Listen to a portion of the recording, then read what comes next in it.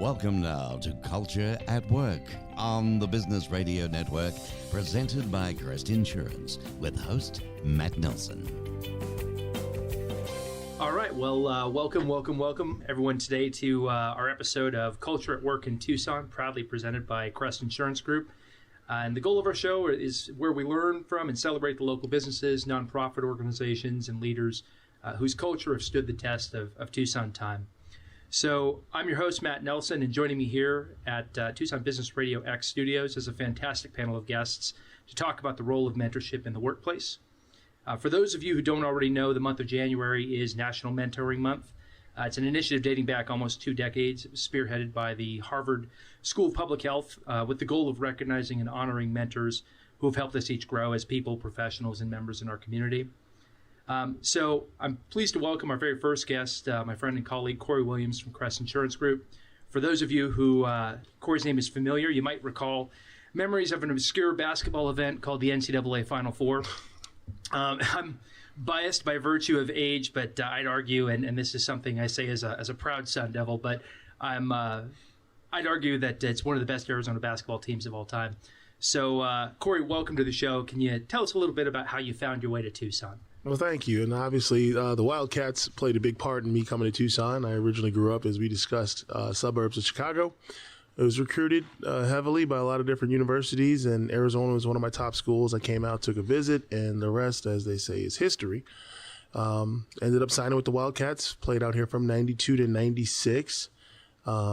Played internationally for about a dozen years, but I always maintained a home here in Tucson, starting back as far as maybe 2000 when I first bought my house. So I've been here for quite a long time, but yeah, Arizona basketball was the initial move for me, and then really do like Tucson as opposed to living in the suburbs of Chicago. It's a nice area. I kind of grew up here, so to speak, and been here ever since. So it's been a great trip for me. Nice. Thank you, Corey. Well, to my right, I'm also pleased to welcome Greg Deanna. He's the Director of Public Relations for the Pima County Joint Technical Education District, or as you might better know it, the Pima County JTED. Greg's another proud Arizona Wildcat, and he's spent really his career supporting Tucson's education system through public relations and media experience. Greg and I we've had the pleasure to connect through the JTED's Business and Industry Council. So welcome to the show, and can you tell the audience a bit about your experience in Tucson and also why you focus so intently on education? Well, thank you. You know, I came, my dad was Air Force. I was an Air Force brat, but Tucson was always home, and also fell in love with it, and really not a big fan of cold weather. So my wife and I, she's also a native Tucsonan, so we decided to, plant roots in Tucson, and we love the community. And one of my other passions is education. And I came up through the ranks, and thanks to a mentor of mine that we're going to be talking about later, really found my career in broadcasting and public relations and media relations.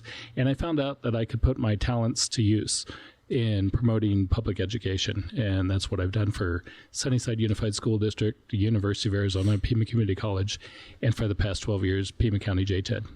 And so specific to the JTED, actually, so when you made the jump from Sunnyside, I know Sunnyside has a JTED cohort, and I know JTED has been closely affiliated with Pima Community College. Was there a specific thing that got you over to the JTED, or was it just kind of a natural progression?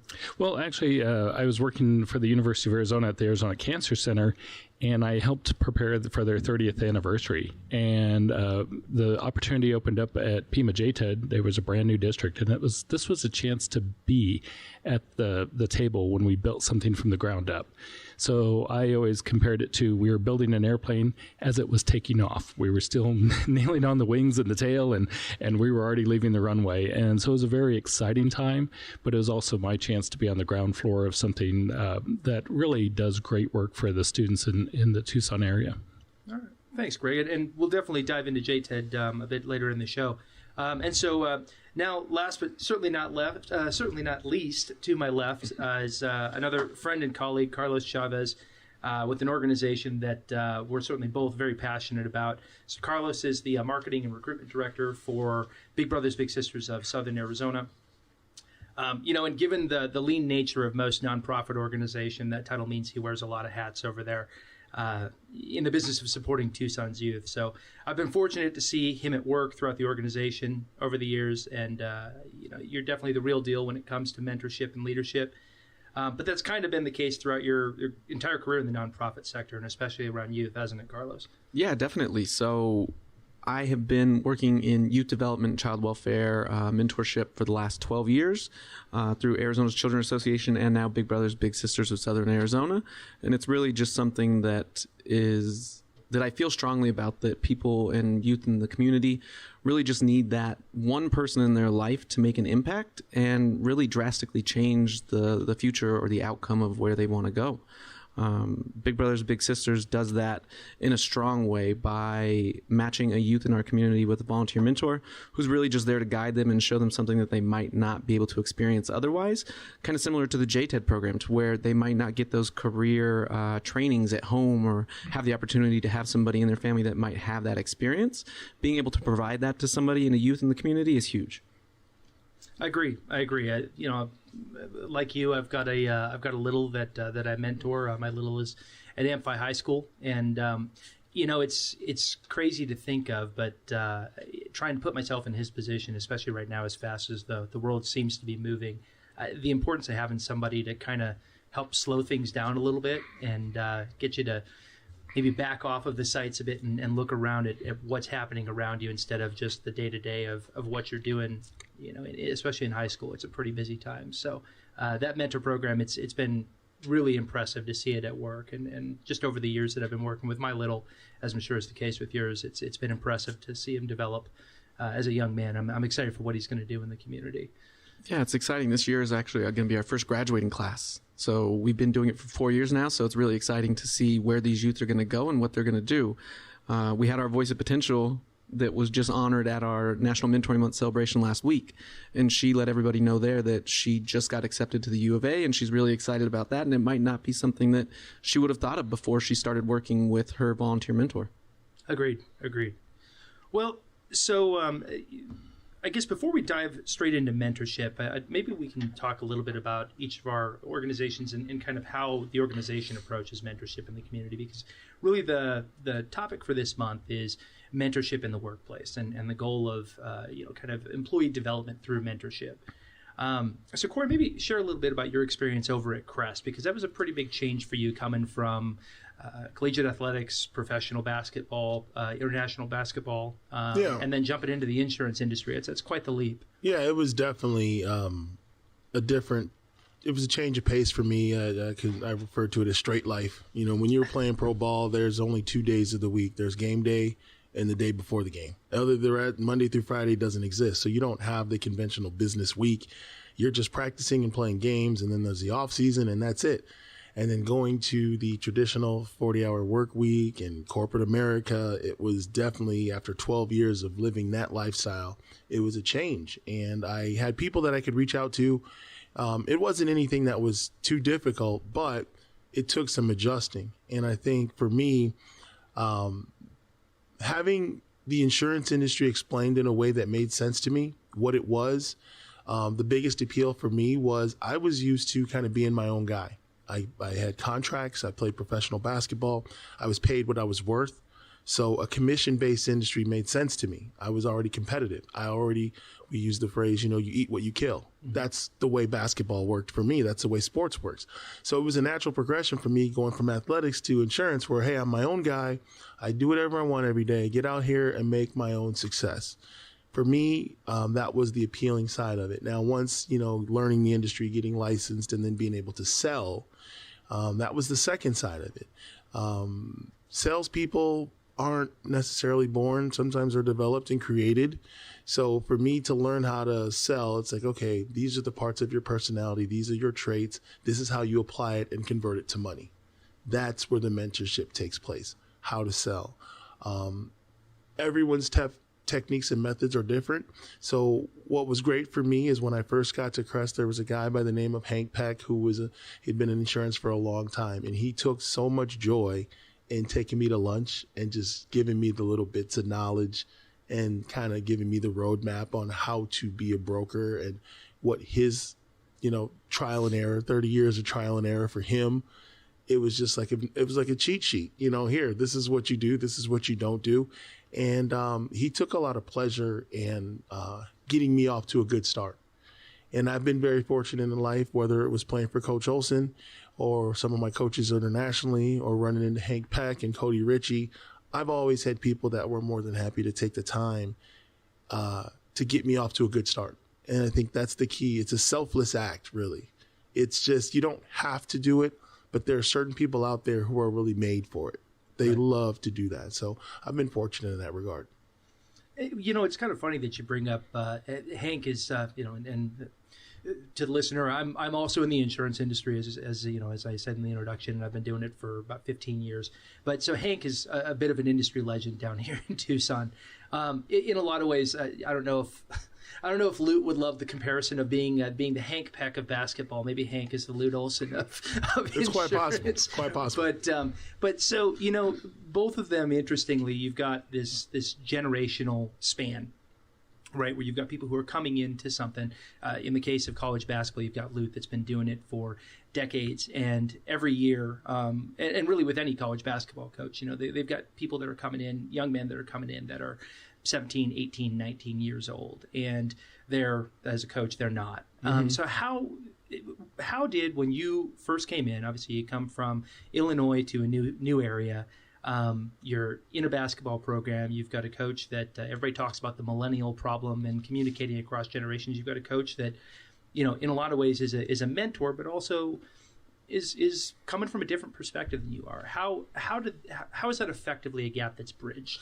Well, basketball and I think sports in general, it's a unifying situation. And you're right. I mean, in most situations in college sports, you have a 50 to 60 or maybe even a 70-year-old white male who's coaching and developing teenage men, mostly some predominantly minority men. So you're thinking, okay, where's the connection?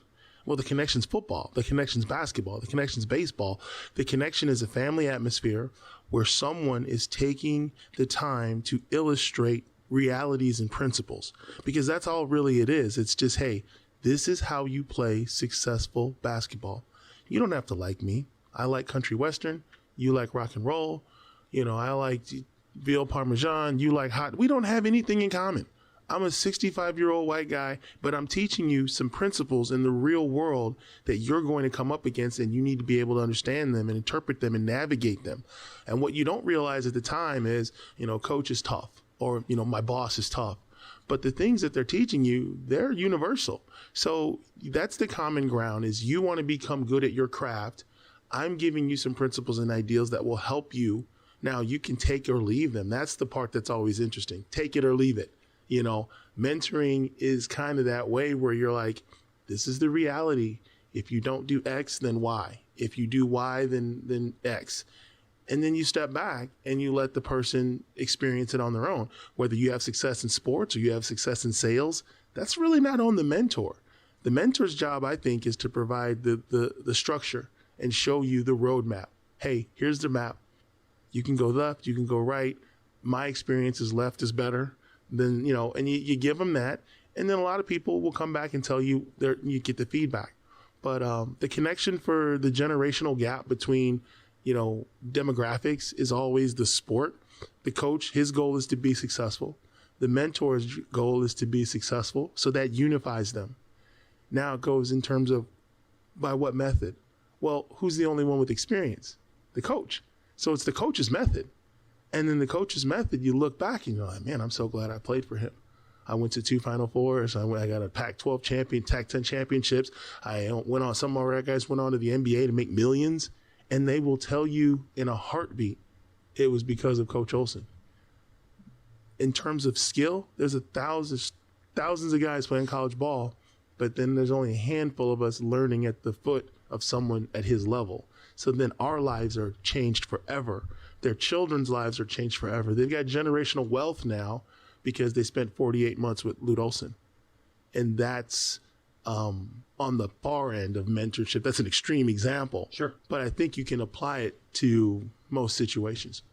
Agreed. Well, actually, it's funny. As you were talking about becoming a professional in your craft, naturally, it just made sense to think about JTED, because really, JTED's mission, and maybe, Greg, you can elaborate on it a little bit. Sure. But, it's basically taking adjunct faculty, people who are experts in their craft, and bringing them into an educational environment to share their craft with young adults who are interested in, if nothing else, learning about that field, but also possibly going on to become a professional in it. So can you talk a little bit about how that works within the JTED construct, and really what you've seen from the adjunct faculty and the youth that have interacted in the JTED environment? Sure. Well, the PEMA JTED, we look to hire professionals in their field versus hiring teachers and then teaching them a skill to teach. So we take professionals and teach them how to be teachers. And one of the benefits of that is that when students come into our program, they're learning from somebody who's been in the construction trades. They're learning from somebody who's been in the trench as a nurse at TMC. They've learned from somebody who's been there and done that and still has the connections in those industries to make those experiences come to life for the student. And so we do mentor our teachers. We have programs set up, and it's being more formalized even in the current administration with Kathy Prather has put an action plan into place where, because your mentor, as Corey alluded to, is your mentor is not your boss. You have a boss who will tell you what you're doing wrong and correct you when you need to be corrected, and coworkers who will do that, or clients. But a mentor is that person who will tell you, here's your strengths that I see in you, and here's where you can apply them best. And, my opinion, and again, it is a take it or leave it situation. It's a very, it's a connection, and it's kind of hard to describe. But in many ways in education, it's informal. But our teachers, in turn, mentoring their students, they don't mentor all of them. They will teach all of them, but they mentor just a small handful. And it's kind of the same place in the workplace, that people will not mentor a staff of teachers. They will mentor a few of them who care to listen to those pearls of wisdom that they share and give that career advice. And so we really see it as something that just continues giving. We mentor our teachers mentor our students, and it's kind of this full cycle. But we see things coming back all the time where we have had students kind of in dire straits, where they were, there's one that comes to mind. He was in an alternative high school, which is kind of your last ditch effort. You're either going to make it or not. And his construction teacher mentored him and showed him that, hey, you've got some skills and gifts that you can put to use if you choose to, if this is right for you. And this kid had it rough. He did not have a good home life. He did not have a father figure. He was living on his own. And those teachers mentored him into how to become a young man and how to become a responsible adult. And this student just gobbled it up and took it. And then they helped pass off that student. So we have other mentors in industry because of their connections. The teacher said, hey, I've got pals working in the field that I can set you up with if you're interested. This particular young man that I'm thinking of said, sure. And they ended up with an internship at Southwest Gas. They loved him, and he's well on his way. And that's what it's really all about. As a young person, you sometimes need somebody who can look inside you and say, I see something good. I see skills. I see some, that you can take talent and apply it somewhere if you choose to. And they help you navigate, like Corey said, those waters that can be kind of scary when you're young and you just don't know. Yeah, definitely. It's kind of funny because, the parallel between basketball and, in this case, a trade, right, a professional career, but it's basically by giving somebody a target that they can latch on to sure. When they're going through adolescence, which is a tough period, that you can start to see once they have that target, they have that foothold to grab onto. You can kind of see the person start to emerge from whatever was holding them back in that situation. And, it's funny because I with Big Brothers Big Sisters of Southern Arizona, the population's a little bit younger, right? So, the Mentor 2.0 program runs into the high school years, but a lot of Big Brothers Big Sisters work is done while the youth are in elementary school. And so, when you're looking at that, maybe you're not. What's the target look like in elementary school for a mentoring relationship? If you don't necessarily have career or something like collegiate sports or something like that to kind of latch on to. Carlos, what have you seen that's been effective, both in your experience with Big Brothers Big Sisters, but also with Arizona's Children's Association, where you were for quite some time as a mentor? Yeah, so with Big Brothers Big Sisters, we start matching at 6 years old, and that is young, but that's when youth are at their most impressionable age, and you can start to instill those goals and those principles that are going to make them successful later on in life. And really at that age, it's just being a stable, reliable adult in their life and showing them that there is somebody out there that cares and is looking out for their best intentions. And just putting that in there and displaying those positive relationship skills, all of those things that you're maybe doing just inadvertently by taking them out to the children's museum or to a basketball game or something like that. You're just showing them that somebody is there and cares and wants their best for them. That's really the biggest goal that you have at that age, and then it builds up as they get older, and you can start working on things with them. Our average match length right now is right around 3.5 to 4 years before they close, and so that's a lot of time that you can make an impression on a young child or young adult. And so being able to provide that to somebody is huge. But like Matt said, the Mentor 2.0 program, it starts when they're freshmen in high school, and that's huge because kids need to start thinking about kind of what they want to do in their plan at that freshman year and even before. And so if you get a youth when they're 17 or 18, it's going to be maybe a little bit more challenging for them to develop that career plan or develop some of those skills that are going to help them to be able to go on and apply for colleges or even have somebody in their corner that can help them fill out a FAFSA. I think a lot of it is just having that stable, reliable adult and somebody investing that quality time in them. That's what's really going to make an impact in a youth's life, and that's what we try and achieve with Big Brothers Big Sisters. Yeah, and Corey, you have a youth sports organization as well that you stood up. Yeah, we've started we're in the Tucson Summer Pro League for almost 16 years this summer. It'll be our 16th year, and working with young people. And, college basketball and summer basketball organizing. We got a great group of corporate sponsors, and we try to target a specific need in the community. Summer basketball for basketball enthusiasts, that's when you make your development as a player. And it's interesting to listen to both the gentlemen talk because there's a difference, obviously, with amateur mentoring and professional mentoring. Professional mentoring, you're here to do a job, and I'm going to teach you the best way to do it so you can take responsibility for your own success. With amateur mentoring, there's a part of it that's a little bit difficult at times because while you're pointing out your strengths, I also feel obligated to maybe point out any obstacles or roadblocks. And sometimes when you're talking with young people, those are your characteristics or your own traits. And having to relay that to a young person, I remember coaching some kids last summer, said, "You're a great player, but your attitude is horrible. I'm here to lay out the roadmap, and part of the obstacle is literally you. And how do you convey that in a way where it hits home? You don't offend or alienate the person you're trying to mentor, but you're trying to be sincere." Well, that goes back to the first part where you have to build the culture of trust. I believe that this person is going to help me get better and is going to tell me things that are best for me, even when some of those things are internal. And then you have to show them, okay, I'm going to lead by example. Okay, that's great, but if you're mentoring a young person whose home life is different, maybe the family values are different, that can be a little bit tricky because you're like, "Hey, come follow me." And they're like, "Well, how?" "Well, you got to do this, you got to do this, they got to look at their environment. Are they accustomed to that?" So mentoring young people is a little bit difficult because it's sometimes you get led into an area where you're talking about personalities and traits and behaviors and characteristics and values, not just the do's and don'ts of basketball or the do's and don'ts of the job.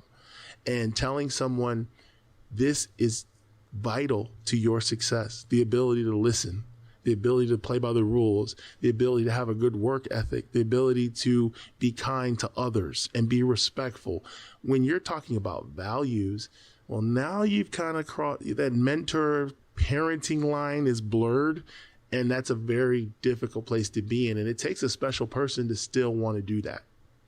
Yeah, it's funny that you mentioned that. I'm thinking of there's an author, Patrick Lencioni, that's written a number of books on kind of management in the workplace and things like that. And he creates a pyramid of basically effective communication that leads to a mentoring relationship. And what's funny is the pyramid actually starts at the bottom with trust, But even below that, the ground that in his example that the pyramid sits on is a ground of willingness to be vulnerable, right? Which is really a component of trust. But so as you think of, and this kind of be an open question, but as each of you think of both from workplace perspective, but maybe in kind of your own path to get where you are, what was it that?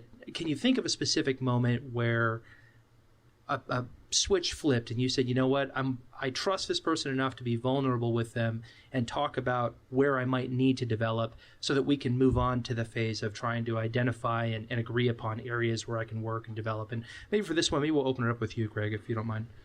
Well, I mean, that opens up a whole lot. I think to my personal life where mentors, reached out to me, and Bud Foster, I was working at Channel 4. Well, actually, I was a student at the university, and he was my adjunct professor, and I was taking a writing for radio and television class, and he called me and said, see me after class. And I immediately thought, what did I do wrong? Because I was the biggest class clown. I wasn't really taking life seriously, and I was for sure I was in trouble, because I frequently am. But then he said, you can write. You can really write. And he said, would you be interested in an internship? I think I can set one up for you. Can I introduce you to some of the producers at Channel 4? And he did. And that was a life-changing moment for me, because I kind of realized that a door was being opened. And I'm still friends with Bud to this day, but I remember, just the different nuggets of wisdom that he gave me and guided me, because newsrooms are a very tough place to work. It's a dog-eat-dog world inside a fast-moving newsroom. And so I did need a lot of guidance. And I was young and I was immature, and I was very vulnerable at that point. But that's something where I could trust, Bud to sit there and, I could go to him with questions and problems and things like that. And I did for many years afterwards. But I also remember some of the things he told me to this day. And I will, I hold on to those forever. And it's something that changed my life. And I see that with our teachers in JTED as well, where students have come back to us and told us, you gave me some advice. I was really going down a wrong road, but something just clicked. There was just some kind of chemistry between, the teacher and student. And now that student is just, doing great in life. And you've been to one of our completion ceremonies, and you just see how powerful it is. I mean, not only are the parents crying, the kids cry, and we cry in the audience, because, especially the staff at JTED, because we've seen how far some of these students have come along in life, and that it's refreshing to say, wow, they just needed a little help, and we all need a little help in our lives. I mean, I have to confess, I'm 56 years old, and I still hang on to one of my mentors. I still call him every now and then. So, I mean, you never really outgrow mentoring either, so... Agreed. How about you, Corey? Can you think of... Well, I've never really looked at someone and felt like there was a relationship where I could trust. I mean, obviously, I grew up, my dad was a huge influence on my life, and I went from his house to being on the U of A basketball team. So 2 alpha males at the top. It was kind of very similar for me. It's like serving in the military for 25 years. It's like you go from one guy giving you orders to this new guy. The only difference is Lute's hair was white. That was the only difference. So I've always been the kind of guy that, sees the $5 million house and walks up to the front door, knocks on the door and says, hey, what do you do for a living? And will you teach me how? Right. And that's what I do. I identify successful people. And what I found is most often successful people will be more than happy to share the how. Then it's up to me to decide if I want to do that or not, or can I do that or not. But I've been very inquisitive. I look at the people who I feel are doing things that I want to do or having a level of success that I want, and then I engage them and ask them how. So I've been more of an aggressive person. I haven't really went out and had a relationship that's developed into a mentorship. I've chosen my mentors based on initially getting to see them and then asking them how. And a lot of them have gone ahead and said, hey, I'll be more than happy to tell you the secret sauce, and you follow along. I remember playing in Belgium as the American player. That's all I was there to do. So a 2-hour practice, I had to fill 22 hours of my day. So I would stay after practice for an additional 2 hours and just shoot. And of course I was paid way more than the Belgian players because I was more valuable. And there were a couple of Belgian players that wanted to get better. And they noticed that when practice was over, everybody went to the locker room and I stayed out there. And then one day they stayed out there and they watched and said, you keep practicing. I said, yes, this is my livelihood. This is how I pay my mortgage. I need to be much better than you guys on a consistent basis because it's on me to win the game on Saturday, not on you guys. That's why I'm paid the way I'm paid. And the light bulb went off in their head. The how. If I want to get to that level, this is the how. And they came to me and they said, well, listen, I've got a family, so I can't stay late. Would you mind coming early in the morning for your workout so I could join you? And I was like, you know what? It's going to make the team better. It's going to make your life better. Sure. I'll come work out my second workout. I'll come move it to the morning so you can be a part of it and you can get in on the how. Because as an American basketball player, the drills that I was doing, the shooting that I was doing, stuff that had been handed to me from Lute Olson and Steve Kerr, they'd never seen that stuff before and they wanted to get better. And I was more than happy to make the adjustment to help them get better. Now, some of them did get better throughout the year. Their careers went in different directions. But the point of it was I knew people had done that for me.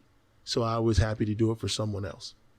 Yeah, it's funny as you mentioned that because I was in the military for about 9 years, and so in a military environment, and it sounds like it's similar to a sports environment at a higher level.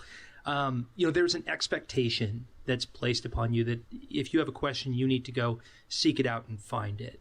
And so one of the things that became apparent to me early on was how important authenticity in your request was in that environment. So in other words, anytime you go to somebody who's successful or a professional in their craft, by virtue of them doing it for a very long time, I think people develop a fairly adept sense of when a person is being authentic about their intent to improve because their time is valuable, right? Like you identified. I mean, your time on the court was very valuable.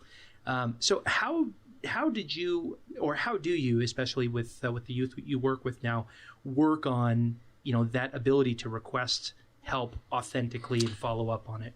It's interesting because we have a little reverse psychology we do.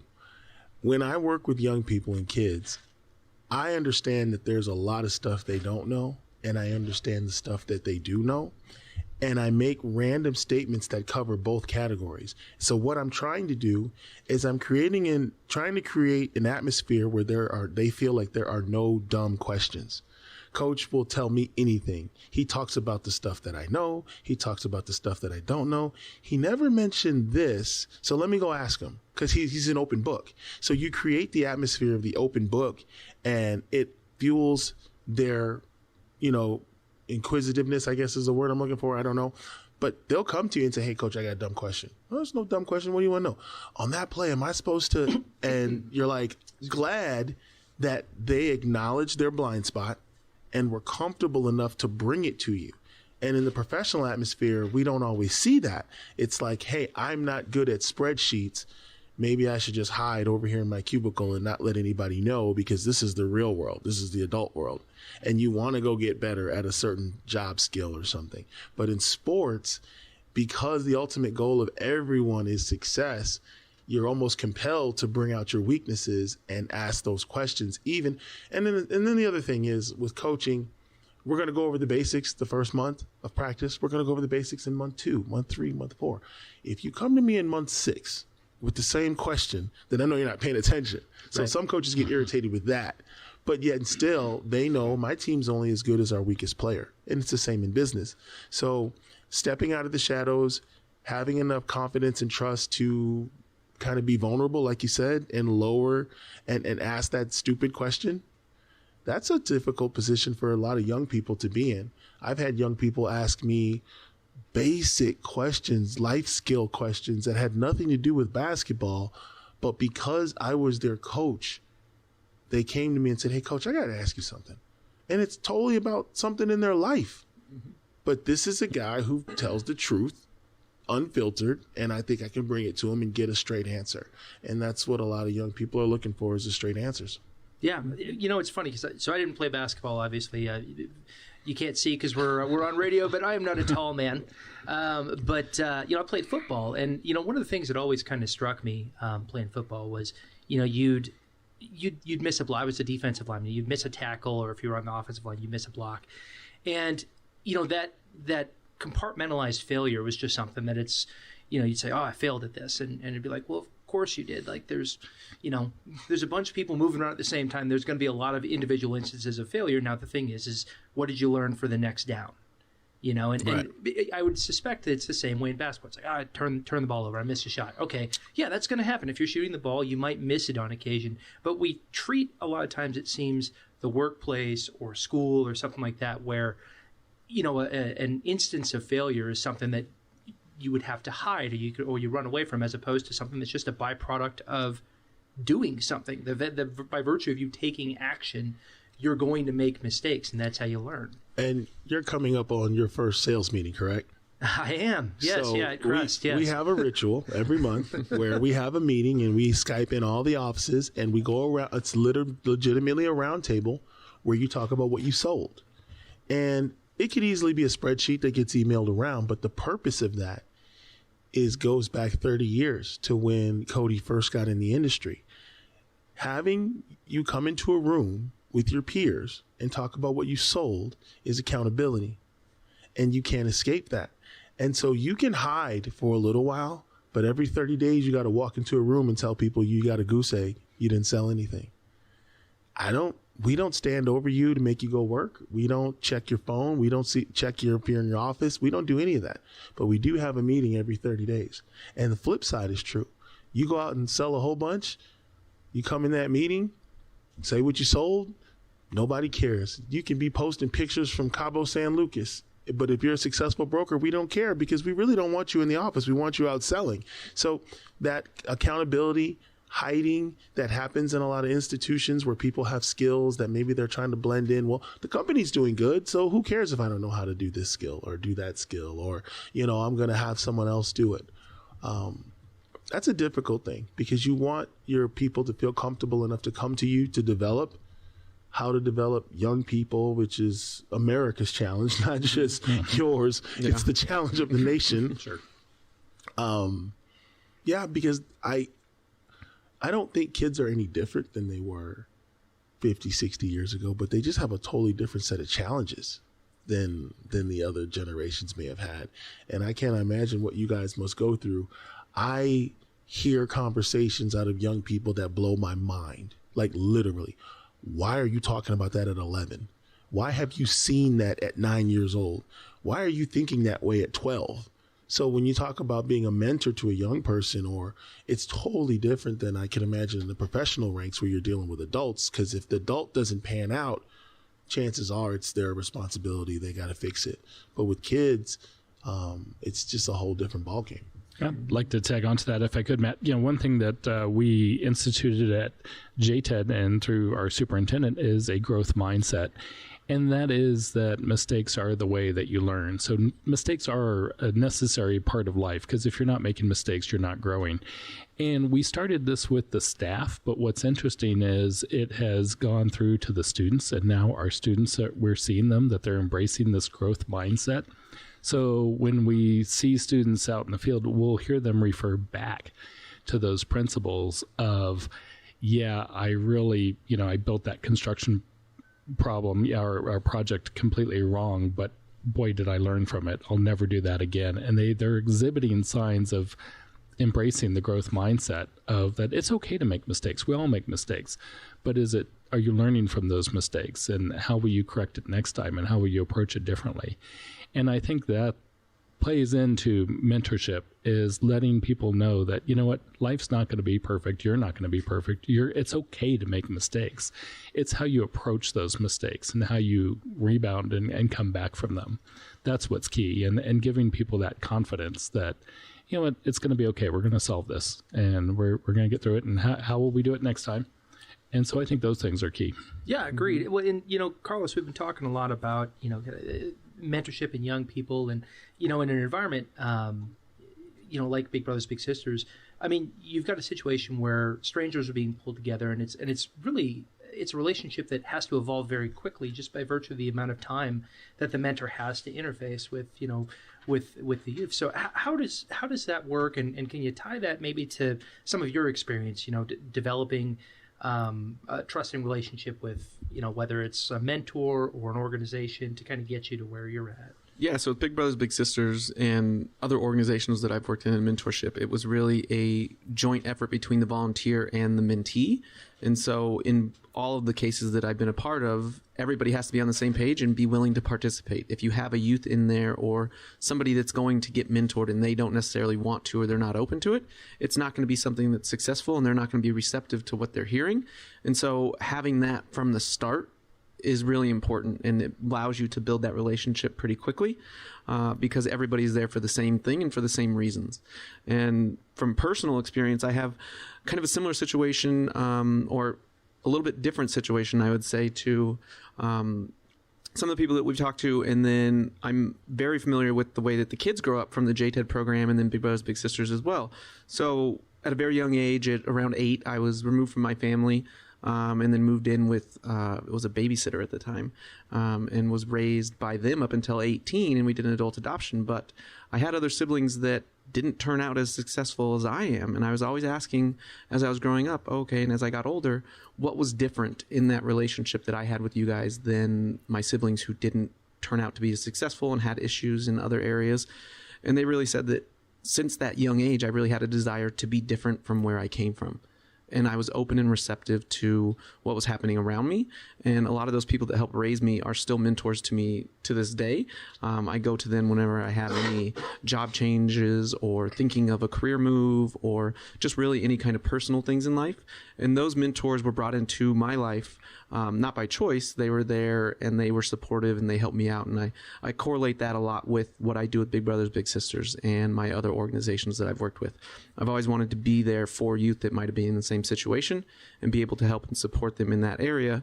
And then coming from the nonprofit side of work, it's an industry to where if you're not going and actively looking for somebody to mentor you, there are not going to be people that come up and say, hey, you look like you're doing really well with this. Let me help you out. Let me kind of guide you. You have to go and you actually have to be the one to initiate those conversations, like we were saying. Like Corey was saying, if you go up to somebody that has a $3 million house and how'd you get that? I want to be at that point. And some point in my life, I want to be able to do that.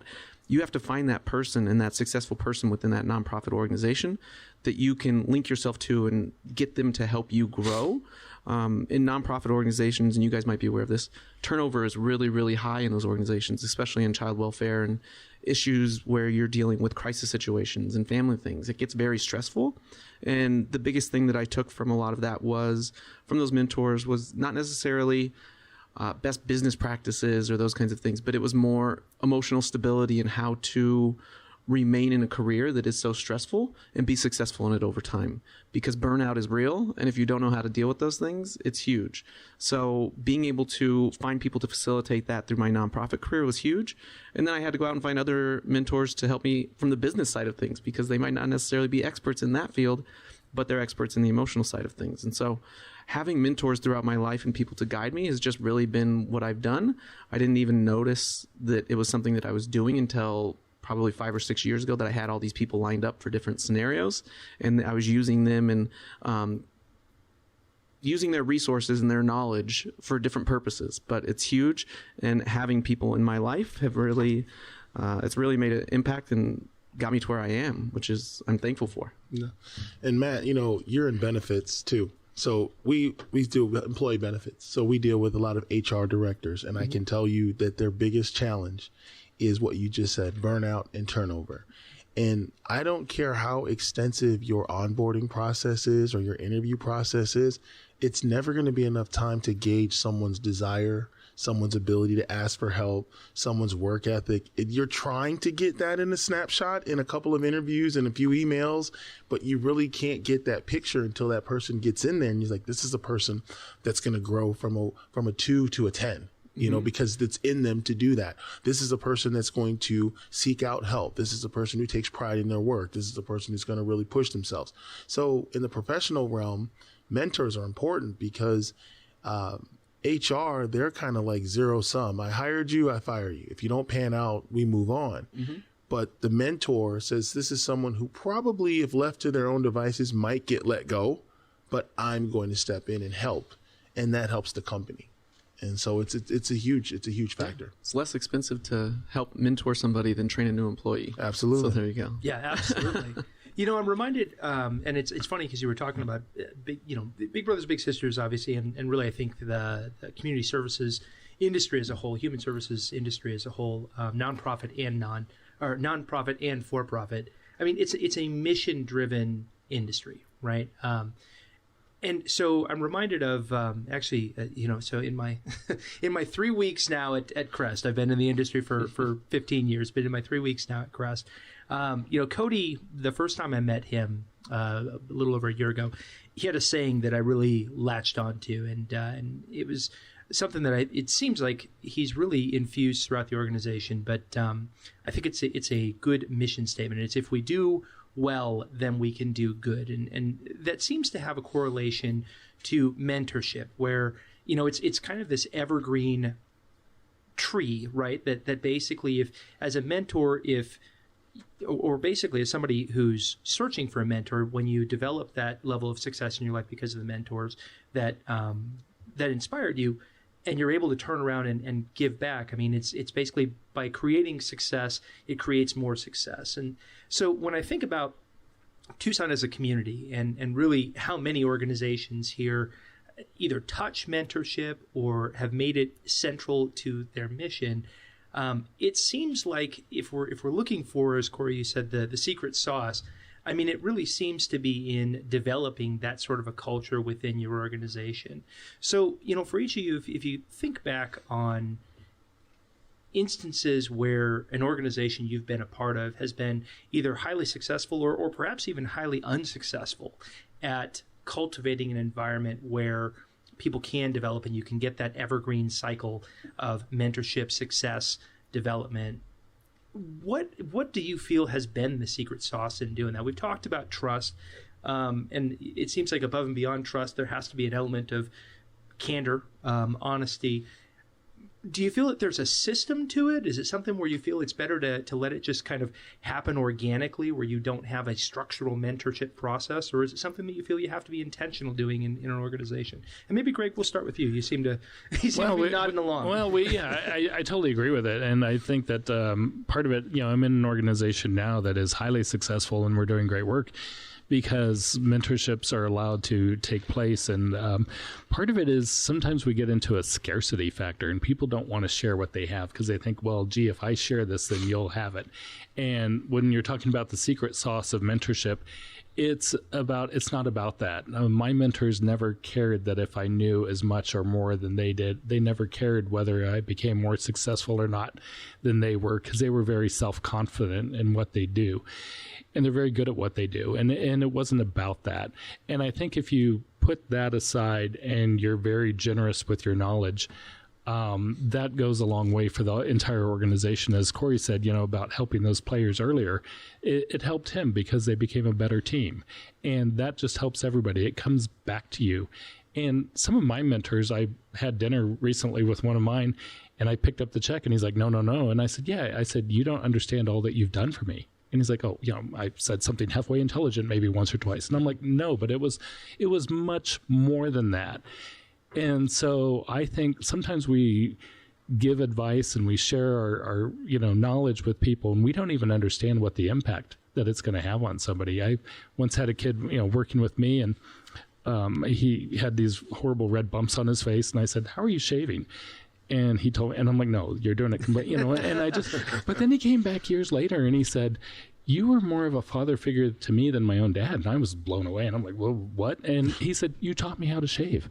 And it was something so simple that, it was just a life skill that this kid didn't have. And so it's amazing what people will remember years from now, that we might even just say, really being a mentor is not difficult because you're just giving your experience and advice and you're sharing that. And most of us do want to share that with others. And at JTED, that's promoted. And we're looking at formalizing it more. We're bringing in more people from business and industry so that we can increase our network, because we do realize, our teachers cannot mentor 30 people at once. That's just not really, if you're really not doing it right, if that's the way. But that's why we're bringing in more people in from business and industry to help make those connections. We recently had a skills event for construction, about 200 construction students, about 15 construction companies were there. And they were starting to see students and mentor the students who wanted that help with some of their skills. And that whole event is to develop those mentor-mentee relationships. And these guys are just giving advice. They're seeing kids out there and they're like, hey, you're really good at this. You're really good at electrical. You're really good at plumbing. You've got a knack for this. You want to learn more? And it's kind of that thing too. The mentor and the mentee have to be receptive to it or it's not going to work. But for those that are hungry, and like I was when I was in my 20s, when you're hungry for that, it's gold and it stays with you forever. You really appreciate it forever. And I hope that the mentors out there know that. Agreed. How about you, Corey? Well, there's a couple things. First, I wanted to touch on something. It's very difficult, if not impossible, to become successful without some semblance of an ego. I think that's something that all successful people share. They care about their performance, how they look. They have some type of ego. That ego sometimes does not lend you to it doesn't automatically make you a good mentor. It actually can have the reverse effect. If you've got too much ego, then you're not going to be good at mentoring someone else because it's just not in your DNA. So, we look at Michael Jordan. He's the worst NBA GM and owner in the history of the NBA. But as a competitor, there was, it was all ego. It was self-driven. He's very successful. But in terms of creating a culture, I think in any situation where you've got a tremendous amount of success, whether it's in sports or in business, you step into a situation where you automatically understand that it's about more than the work here at this place. It's about more than the championship. It's about more than the team. There's always some underlying culture where it's not about insurance. It's not about car sales. It's not about football. It's about something else. And a good mentor, a good leader promotes that culture. We happen to we feel like we're a family. A lot of people feel like their businesses are a family, but true families, you're part of a family that sells insurance. You're part of a family that sells cars. You're part of a family that runs a restaurant. You're part of a family. So people bring that extra something to work, and it creates the environment of trust where people can ask questions and people can teach, and no one's being judged because that's the family atmosphere that a lot of people remember from their actual families. I go somewhere where everything's kind of accepted. Developing a culture and where people feel like at Crest, we consider ourselves, and we're a pirate ship. We're a bunch of guys. Everybody's out for themselves. Nobody makes the same amount of money. You make whatever you go out and get. So how do you keep a pirate ship afloat? How do you keep it sailing when everybody on the ship is out for themselves and they're all pirates? And there's really no code of ethics among pirates. You know what I mean? But as an agency, you have to steer this ship of guys who have alpha males with egos that want to sell.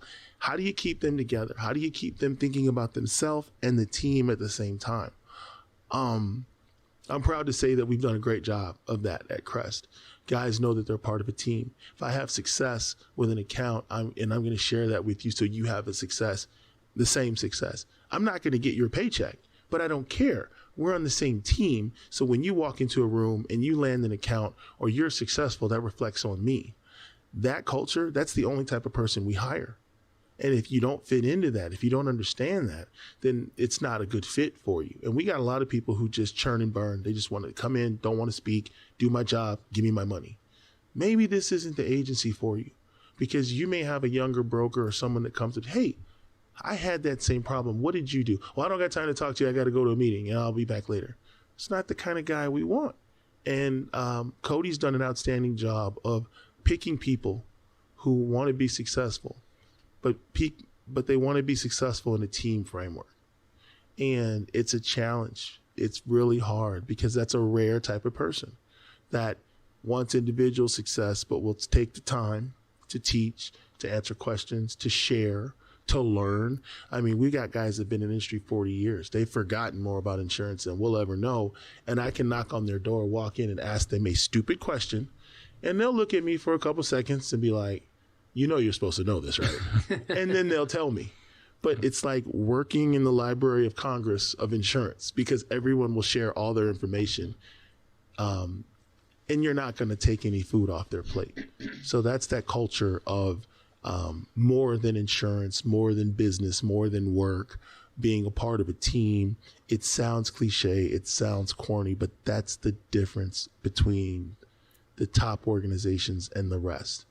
Getting that extra level of commitment, that extra level of comfort out of your employees, it really does make a difference, because then you don't have the turnover issues. Who leaves a company where they actually feel like they've got 50 people that have their back every day? I can't make it in. I'm sick. Can you cover my meeting? Sure. I got to go pick up my kid. That's okay. We'll see you tomorrow. You know, my daughter's sick. When you live in that environment versus some of these other corporate environments, you don't have a retention problem. Yeah, and I look at it as building a culture of growth, both personally and professionally. And I participate in a lot of Tucson Young Professional events, and that's one of the big things that they try and harp on is how do we keep young professionals in Tucson? And I think that a lot of ways it's just providing that path and that opportunity for them to say, okay, if I want to be here in 5 years, this is what I need to do. This is kind of where I can model that after and who I can talk to about it. But then also a lot of young professionals are looking for that personal growth as well. And if companies aren't providing that, they're going to go find somebody that is. Yeah, agreed. So, you know, as we start to wind down here, just wanted to shift the focus slightly to, you know, what somebody who's listening might be able to do in terms of mentorship. I mean, obviously, you know, there's the opportunity to step up in your respective organizations and say, hey, you know, we've got somebody who's new to our organization. I want to make sure they get up to speed quickly, make sure that they're successful because it makes the team better. So I'm going to step up and volunteer and help guide that person. But outside of that, you know, maybe Carlos, we'll start with you with Big Brothers Big Sisters. You know, we've talked a bit about the Mentor 2.0 program. We've talked about the traditional Big Brother or Big Sister program. You know, if somebody wanted to, if they're hearing this and they say, you know what, that's something I'd like to get involved in, how would they do that? Yeah, it's super simple. You just got to go to our website, www.SoAzBigs.org. Click on the program that you would like or just a volunteer tab, and we can get all the information that you would need. Obviously, you need to pass some background checks to be able to work with children, but then we would facilitate it based on your experience, your likes and needs as to what program you'd go into and who you'd be matched with. It's a very simple process, but we're very intentional on how we match the youth with volunteers. It's something that we spend a lot of time with, and we want to make sure that it's most successful for the families and all involved. Yeah, and you know, it's kind of one of those things where I know one of the common concerns when somebody looks at mentoring in general, right, volunteering in general, maybe it's, you know, I'm not sure how do I make the time, or how do I get over it? I don't necessarily know that I'm the person that should be, you know, in a position to mentor. I mean, how has the organization successfully worked around that? I mean, the time commitment is something, I know there's a structural program that sets it up where the commitment is manageable. I mean, I'm a pretty busy guy, and I've found the ability to do it. But how has the organization built a system around that? And is that something that you think could be mirrored elsewhere in terms of, you know, scheduling and being intentional about your mentorship and kind of planning it out, having a program or a curriculum? Yeah, and so the most time that you're required to spend with a little brother or little sister through our program is just 4 hours a month, either in person or like Mentor 2.0, 2 in person and then 2 online. So it's a very minimal time commitment. And what we do for the majority of our programs is allow you to schedule that with the family. So if you do have a busy schedule, it's something that you get to plan with that family to make it as easy as it possibly can be for you. And I think that if you're looking into putting that into a professional standpoint from organizationally, just asking somebody, if you're looking for mentorship, say, hey, can I have an hour of your time, maybe a month? It's not a lot of time, but that time can really impact you and what you're looking for and what you're trying to get out of. And then, so Greg, same thing for Pima County JTED. I mean, I know I'm on the Business and Industry Council, so that's right. That's a group of business owners that come in about once a quarter, and we kind of sit down, we get some exposure for the different programs JTED has, and lend some expertise from each of our respective industries. But if somebody was interested in the JTED, and maybe they're somebody that runs a business in the trades and would be interested in teaching or something like that, how would they find out more? How can they get involved in the JTED? Very similar. They can make initial contact through our website. It's PIMA.JTED.org, and just let us know what you're looking for. All of those kind of come to my email box, and I will pair you up the right way. Depends on the level of involvement that you'd like. You mentioned the Business and Industry Advisory Council. They are mentoring us as teachers and administrators on what we should be doing in our programs for the students' benefit to enter the workforce most successfully. But then we do have opportunities for businesses to work directly with students, and we have many in the healthcare professions and construction industries. As you can imagine, the trades are all begging for people, and it's great that they're starting to see that if we open up internship and externship opportunities, those are more formalized, and those lead to internship as well, but they are more formalized areas where students can come in, receive career advice, see what it's like.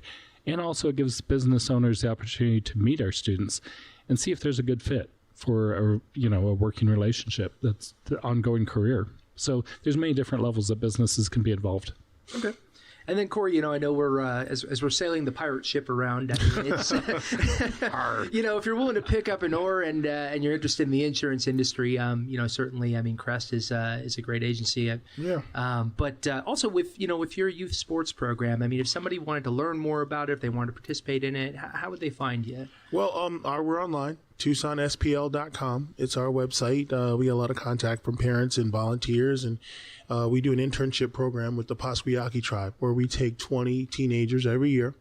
We hire them and bring them down to the gym, and they do everything from concessions to ushers to laundry to scorer's table to water and towels and maintenance, and they have a great time, and they make a lot of money during the summer.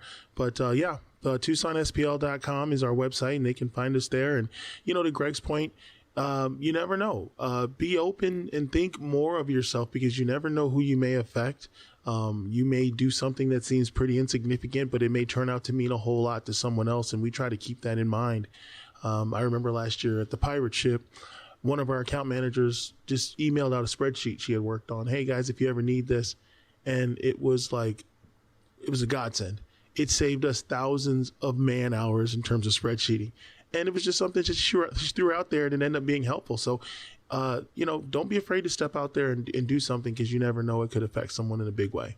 Yeah, agreed. Well, Greg, Corey, Carlos, thank you so much. And everybody listen, appreciate your time, and look forward to seeing everybody next month. This is Culture at Work in Tucson, and this is Matt Nelson signing off. Join Matt for another interesting Culture at Work podcast right here